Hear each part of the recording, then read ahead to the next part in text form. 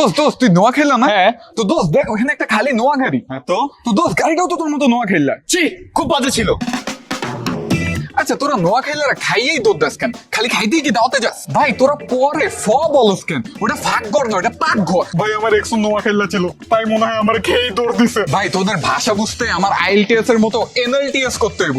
নোয়া খাইল্লা language testing system. কি রে তোরা নোয়া খাইল্লারা কি প্রত্যেক দিনই শুটকি খাস? তোদের জাহাজ পার্কে নাকি ছেলেমেয়েরা আকাম করতে যায়, কথা কি সত্যি? তো তুই একটু ভালো মানুষ হয়ে দেখাই দেস না কেন যে নোয়া খাইল্লারাও ভালো মানুষ হইতে পারে? নোয়াখালীকে বিভাগ বানাইতে মনে হয় তোদের আবার সংগ্রাম করতে হবে। শালা তুই নোয়া খেললা না, তুই পকেট খেললা, কারণ তোর পকেট তো অলওয়েজই খালি থাকে। নোয়াখালী মানে কিন্তু নতুন খাল, জানোস? তার মানে তোরা খালে থাকোস। ভাই তুই এত ঘ্যান ঘ্যান করস যে তোরা যদি নিঝুম দ্বীপে রেখে আসি তাহলে ওইটা নিঝুম দ্বীপ থাকবো না, অঝুম দ্বীপ হয়ে যাবো। দোস্ত খালি আমি জায়গা দেখা মানুষ ভেদাভেদ করি না দেখে তোর মতো নোয়া খেললারে আমার বন্ধু বানাইছি।